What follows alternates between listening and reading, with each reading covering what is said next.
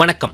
ஆகாஷ்வாணி புதுச்சேரி செய்தி சுருக்கம் வாசிப்பவர் சரவணகுமார். நாட்டின் அதிகாரமளித்தல் மற்றும் பாதுகாப்பு என்பது எல்லைகளை பாதுகாப்பதோடு மட்டுமல்லாமல் சமூகம், சுற்றுச்சூழல் மற்றும் நாட்டு மக்களின் பாதுகாப்புடன் இணைக்கப்பட்டுள்ளது என்று மத்திய பாதுகாப்புத்துறை அமைச்சர் திரு ராஜ்நாத் சிங் கூறியுள்ளார். புதுடெல்லியில் இந்திய ராணுவத்துடன் திரங்கா மலை மீட்பின் 10வது ஆண்டு நிறைவடைந்த நிகழ்ச்சியில் உரையாற்றிய அவர், அதிகாரம் பெற்ற இந்தியா என்பது எல்லைகள் பாதுகாப்பாக இருக்கும் என்றும் சமூகங்கள் நம்பிக்கையுடன் இருக்கும் என்றும் பேரழிவு காலங்களில் ஒவ்வொரு உயிரின் பாதுகாப்பையும் உறுதி செய்யக்கூடியதாக இருக்கும் என்றும் எடுத்துரைத்தார். இந்தியா, டிரினிடாட் மற்றும் டொபாகோ ஆகிய நாடுகளின் உறவானது வரலாறு, மனித பிணைப்பு மற்றும் பகிரப்பட்ட உயர்ந்த லட்சியங்கள் ஆகியவற்றின் சங்கமத்தை பிரதிபலிக்கிறது என்று மத்திய வெளியுறவுத்துறை அமைச்சர் டாக்டர் ஜெய்சங்கர் தெரிவித்துள்ளார்.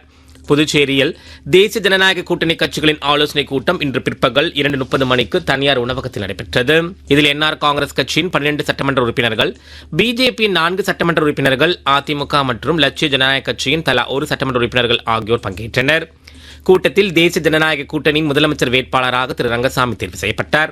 பின்னர் செய்தியாளர்களை சந்தித்த திரு ரங்கசாமி, பெரும்பான்மை எம்எல்ஏக்களின் ஆதரவு கடிதத்துடன் துணைநிலை ஆளுநர் திரு கைலாஷ்நாதனை சந்தித்து ஆட்சி அமைக்க உரிமை கோர உள்ளதாக தெரிவித்தார். இந்திய அரசின் உயரிய விருதான பத்ம விருதுகள் தனித்துவமான சாதனைகளுக்காக அனைத்து தரப்பு மக்களுக்கும் வழங்கப்படுகிறது. 2027 ஆண்டு குடியரசு தினத்தில் அறிவிக்கப்பட உள்ள பத்ம விருதுக்கு தகுதியானவர்கள் விண்ணப்பிக்கலாம் என்று புதுச்சேரி செய்தி விளம்பரத்துறை தெரிவித்துள்ளது.